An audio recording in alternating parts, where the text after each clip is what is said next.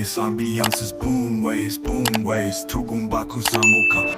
Twongeye kubaha ikaze mwese mukomeje gukurikira boom ways amajyaruguru amajyepfo y'Uburengerazuba ndetse n'abantu bari muri diaspora mwese ikaze niba rwanda rwose urimo gukora subscribe mu kiganiro cyitwa Ubwino gicano kuri boom ways naho ninjye gacha on mic rwose amakuru yo abari menshi tugiye kugenda dusesengura ese ni ikihe gituma yino ntambara ya Iran ndetse n'igihugu cya Amerika iri kugenda ifata indi ntera. Ese mu burasirazuba bwa Congo ni ukubera iki bari kugenda basinya amasezerano amwe namwe ari kugira ngo agende ashyirwa mu bikorwa bikaba ari ingorabahizi? Mu yandi makuru bijyanye n'imikino, ese ikipe ya Arsenal iravuga ayahe mahirwe kugira ngo yegukane igikombe cya shampiyona y'Ubwongereza? Hano mu Rwanda ikipe ko ya APR yatsinzwe nabi cyane rwose banayirusha.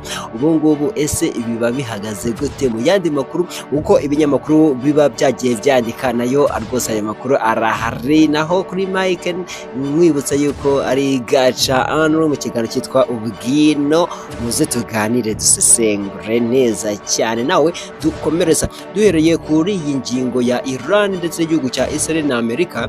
Menya neza yuko kugira ngo buno bukungu bw'isi bukomeze kuzamuka hari ibintu bitatu bigomba kugenda bitekerezwaho. Icya mbere, menya neza yuko umuhungu wa Donald J. Trump rwose akaba yaramaje kugura peteroli nyinshi ihagaze miliyoni 30. Ise yashatse kugira ngo mwereke yuko politiki ukuntu bayikina ni nako kuntu ubukungu bwahita buzamuka. Ubu ngubu kuva yino ntambara ya Iran yatangira, uyu muhungu yahise abona yuko peteroli ari kimwe mu bitoro biba bikomeye hano mu isi. Byumvikane yuko amafaranga yashoye, mwese mabizi ibintu byose bikomoka kuri peteroli ku byahise bizamuka. Nimba yarashyize ku isoko, nawe ibaze amafaranga yagiye yunguka. Ko kantu kamunota hano. Akandi kantu nuko abantu benshi bagiye babona yuko igihugu cya Amerika gishaka kugira ngo kiyobore kiriya kigobe cy'Abarabu, kubera yuko bagiye batsindwa muri Vietnam. Bo bumvaga yuko kwihorera kwiza ari ku gihugu cya Iran. None igihugu cya Iran cyayeretse neza yuko nayo ifite imbaraga kurusha uko yabitekerezaga.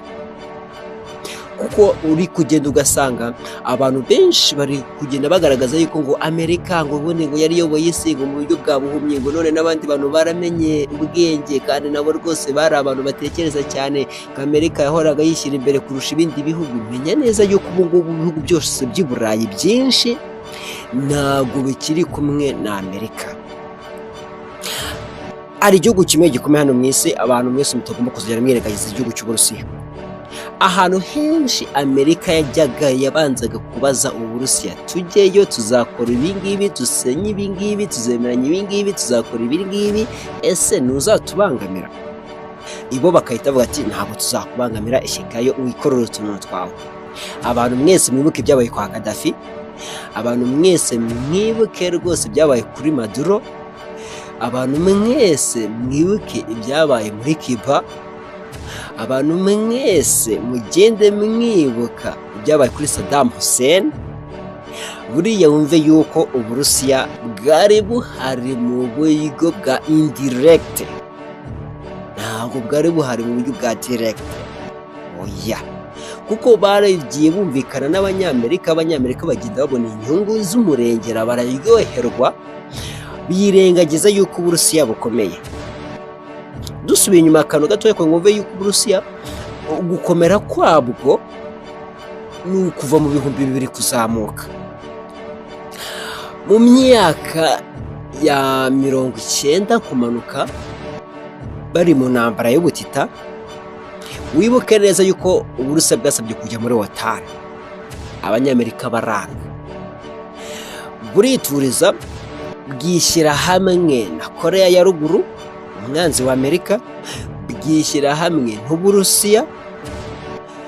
Nyine bwa Burusiya bwa bundi bw'Abasoviyete bagiye basenya, bwa bundi bw'abuce bwose bagenda bongera bagenda mu baravuga kubaka igihugu cy'Uburusiya gikomeye. Bahita biyunga n'igihugu cy'Ubushinwa, biyunga n'Abahinde, abantu batajya bavuza, ndetse n'Abanyamerika. Igice kimwe Ubuhinde ni kimwe mu bihugu muri iyi si buzi gukina ikarita ahantu buri bukure inyungu kurusha ibindi. None ubu ngubu abantu benshi babonye gukomera kw'ibyo bihugu kubera yuko bashyize hamwe. Amerika n'abanyaburayi basenye ibihugu byinshi biturutse kuba yuko nabo bishyize hamwe bakubaka icyitwa OTAN.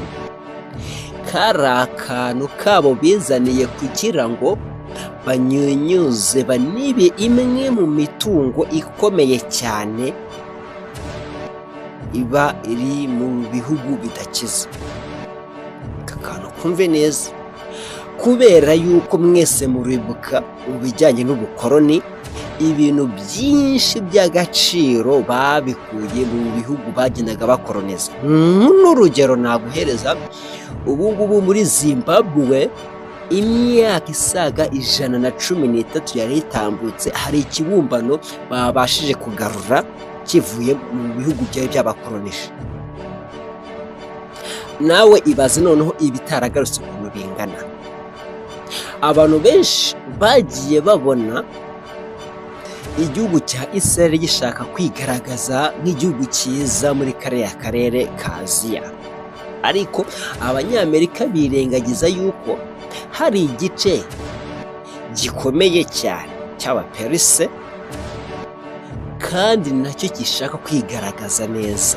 Muri iyi minsi Abarabu batumye babafata nk'ibyihebe, nk'inyeshyamba, nta kintu cyiza bakora, ibyiza ari abanyaburayi n'abanyamerika, abanyafurika bo ntibajya babarwa.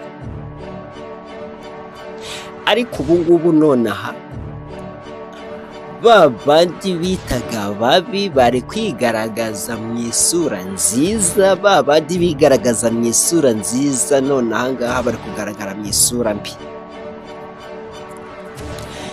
Dore ibintu bitanu bituma iyi ntambara ibasha gukomera cyane muri iyi si kandi bifite ifatiro nihatagira igikorwa n'iya gatatu intambara y'isi yaturukamo, kubera yuko mu y'ubukungu yo tuyirimo none aha ngaha.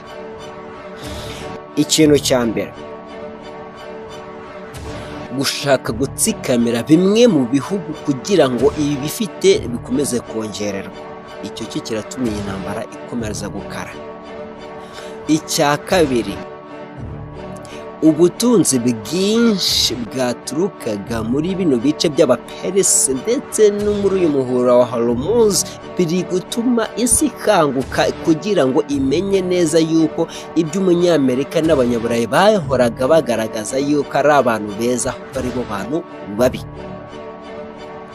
Ikintu cya gatatu, kwiyumvisha neza yuko ubukungu bw'iyi si bushobora guca mu ntambara kugira ngo bukomeze kubaho. Ibyo ni bimwe mu bintu bituma iyi ntambara ikomeza gukara kandi ku buryo bukomeye cyane, ndetse n'ubu ngubu n'ibisigisigi byayo biragaragara neza yuko ibihugu byinshi by'i Burayi, ibibuga by'indege bamaze kubiparikaho indege, ndetse n'indege nyinshi zamaze guhagarikwa, n'ingendo zimwe na zimwe zitemewe zamaze kugenda zisubikwa, ndetse n'abandi bayobozi benshi mu butegetsi bwabo bamaze kubona yuko gukoresha abantu benshi bagomba kwikorera iwabo.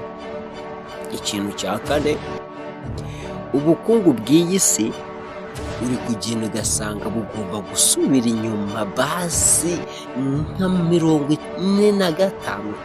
kugira ngo ubutaha bazabashe gutekereza uwo bagomba guhereza kuyobora isi. Telekomande y'isi none aha ngaha nababwiye ko hari abanyamerika bayifite, bakora ibyo bashaka ariko birengagije yuko hari ikindi gifi kinini gihari kandi kitari guhuza nabyo, kandi nacyo gishaka guhora kigaragaza neza. Ikintu cya gatanu ni uko bamwe mu baperezida nihatagira igikorwa barava ku butegetsi biturutse kuri iyi ntambara y'ubukungu, kuko bashatse kuyigaragaza yuko yaza mu bijyanye n'amadini irahomba. Icyo gihe babyita fair, kubera yuko mwese murabizi ahantu hamwe muri Isiraheli hitwa muri Gaza bashatse yuko babizana mu bantu b'abakristo n'abayisilamu biranga, abanyaburayi n'abafaransa n'abaki bose n'abanyamerika barahomba. Ariko noneho icyo bagenda umenya cyo ni uko cyitwa ubukungu muri iyi si bari kugenda bagaragaza yuko abanyaburayi ndetse n'uwitwa Donald J. Trump aribo bantu batumye isi ihungabana ku buryo bukomeye. Isaha y'isi nababwiye yuko igenda ihindagurika biturutse kuba yuko hari bimwe mu bihugu biba bishaka kugaragara yuko aribyo biyoboye ibindi muri iyi si, bikagenda bishaka guteza zimwe mu ntambara, ariko ibindi biba byiturije nabyo bikagenda bibereka yuko ari amakosa aba akorwa kandi rwose bashobora kuzagenda bayishyura mu myaka myinshi. None aha ngaha ikindi wagenda umenya nicyo ni uko ubu ngubu Donald Trump yamaze kwereka umuhungu we icyitwa ikarita y'ubukungu. Nawe ibaze mu gihe kiri imbere namara kubona yuko yungutse azakora we iki? Mu burasirazuba bwa Kongo tuhageze naho menya neza yuko nihatagira igikorwa intambara y'akarere yo irimo, kubera yuko uri kugenda ugasanga bimwe mu bihugu byinshi cyane biri muri Kongo kandi amasezerano ari gusinywa ariko wanareba kugira ngo bashyire mu ngiro ni ikibazo. Ese ubu ngubu uremeza neza yuko bamwe mu basirikare M23 igiye kurekura bari imfungwa bari buze kujya mu gisirikare cyangwa Kongo bose koko ari abanyekongo b'abasirikare cyangwa harimo na bamwe mu bazagenda bagiye kuyineka? Ni akantu gatekerezeho. Akandi kantu, ese abasirikare Kongo zarekura ba M23 ese uremeza yuko bose ari abasirikare ba M23 nta maneko za Kongo zirimo? Ese no kuba iki perezida w'u Burundi bikekwa yuko yagiye kuganira n'uyoboye M23 kugira ngo igihugu cye kitazigera kigeramo iyi ntambara? Wibutsa neza yuko nimba ari ubwa mbere ugeze kuno muyoboro ni kuri Ubwino mu kiganiro cyitwa Ubwino, ubusesenguzi bucukumbuzi ni hano. Ikindi wamenya, ibihugu bigize uburasirazuba bwa Afurika ni kimwe cyonyine kitarigaragaza yuko kiri mu ntambara, ni u Rwanda. Kandi ikindi bajya barusaba yuko rwakoraho ubwirinzi. Ese bakoreho ubwirinzi utekereza gute ko hatahita naho hajyamo intambara y'akarere? Gukora ubwirinzi bwegare kuba intambara yakomereza mu Rwanda byoroshye cyane, kuko ubwirinzi iyo wabukuyeho gusa n'ubundi wowe wakuye ikintu kikurinde kiba gisigaye ni ukurwara. Iyo urwaye ushobora gupfa cyangwa ugakira. U Rwanda mu gihe cyose bari kugenda bagaragaza yuko M23 iri hano hantu, bari gusaba u Rwanda yuko rwakoraho ubwirinzi, narwo rukababwira ngo mubanze mukoreho FDLR mu gihe cyose mushaka yuko dukora ibyo ngibyo kugira ngo twirinde kurwara, nuko tugomba gukumira indwara. Ubusesenguzi nguko tubikora kandi nuko nguko tunabijyana kugira ngo buri muntu wese asobanukirwe. Hari amaoperasiyo yagiye aba menshi mu myaka myinshi, ayo ngayo sinyagarukaho. Harimo abungusi, harimo bahombye, ariko bagendaga bahombera barahabonye bose ku mpande zombi. Abanyamerika bakaba bamaze kugenda bagaragaza ukuntu ibintu bigomba kugenda. Twigire mu bijyanye n'imyidagaduro, niyo si yacu, niyo si tubayemo. None aha ngaha menya neza yuko witwa rwose kamarade Foxman yamaje kuzana channel yayise Foxman TV. Yagiye ahishura neza yuko ku mushahara we yagendaga ahembwa yagiye rwose yirukanwa nk'imbwa. Nawe yagiye ashaka kubigaragaza, we yagaragaje yuko yirukanywe biturutse ku mushahara. Bamubwiye yuko agomba kwemera akamara amezi abiri adahembwa, bakazamuhembera rimwe cyangwa ngo bamuhembere ku kwezi ubundi bahite bamwirukana.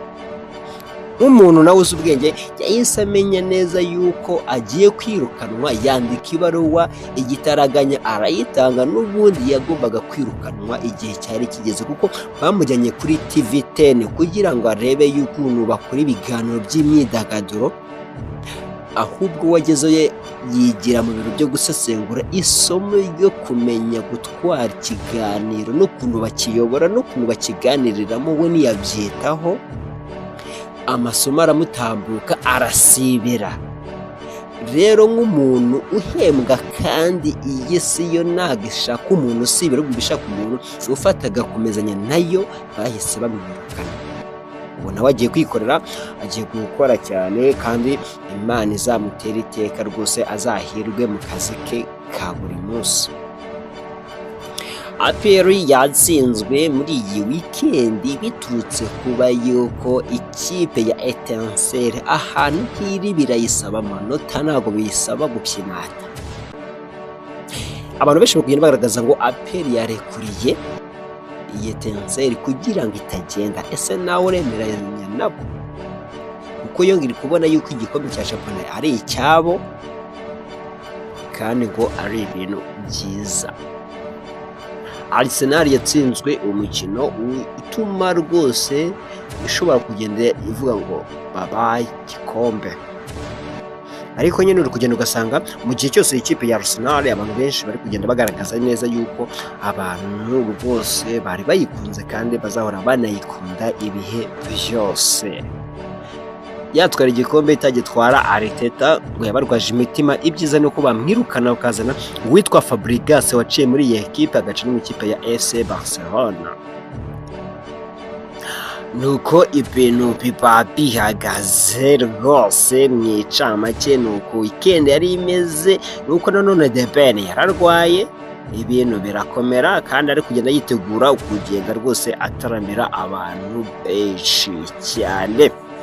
Mu makuru ajyanye n'ayandikwa ku binyamakuru, mu karere ka Karongi abagize uruhare muri jenoside barenga 3,000 ntibarafatwa. Yago de Pondati yarwaye bikomeye cyane nyuma yo gukora impanuka akaba ari mu bitaro. Abantu hafi 100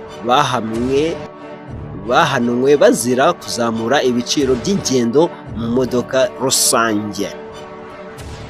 Abanya-Uganda batangiye guhabwa urukingo rurinda kwandura agakoko gatera sida ufatwa 2 mu mwaka.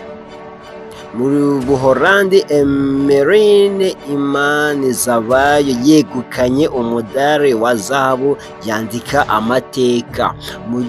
U Rwanda n'Abagande bagiye kongera guhurira ku meza y'ibiganiro ku mikoranire.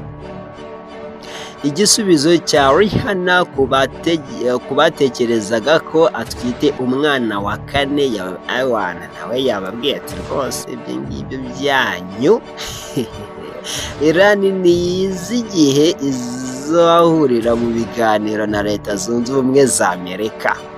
Bahakaniye bose. Leta ya Kongo yemeye ahantu hose hari abaturage ko itazongera kubica ndetse no kubangiriza imwe mu mitungo yabo. Donald Trump amaze iminsi akozanyaho na Papa Leo agiye gusoma Bibiliya Abanyamerika. Agiye kugenda yibasomera nkaho FRN itabaho. Ndayishimiye ahamya ko n'abatera u Rwanda baturutse i Burundi.